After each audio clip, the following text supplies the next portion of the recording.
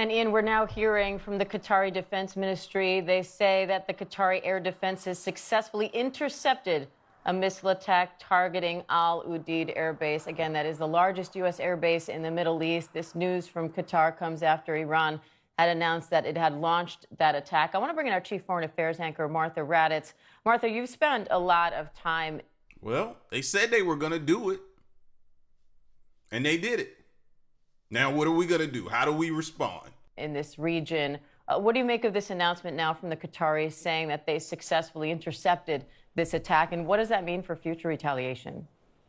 Well, I've actually been inside that base there in Qatar, and the command center, the heart of air operations, really the heart of the region for the U.S., that air base. I am frankly not surprised they successfully intercepted the missile attack, because they do have air defenses there in Qatar, in the air base there.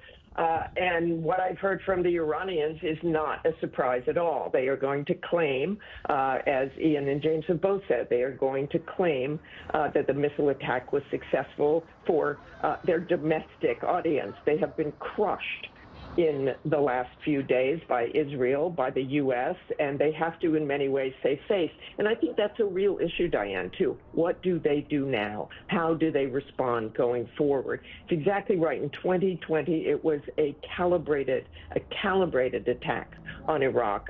Ian was in Iraq at the time. I was in Iran, reporting there behind enemy lines, essentially, when they launched those missiles toward the airbase in Iraq, and that did leave 100 troops with mild traumatic brain injury. But they didn't follow on with anything. I think one of the reasons they didn't follow on is because they accidentally shot down a Ukrainian commercial airliner, or they might have continued their attacks.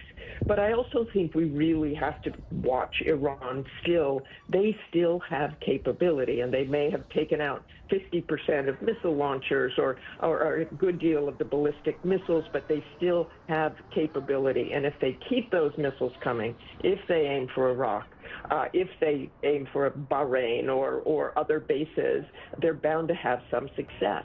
And just go back to what President Trump has said in the past. He has very much said that the U.S. would respond with strength. And the U.S. And we never underestimate anyone, period.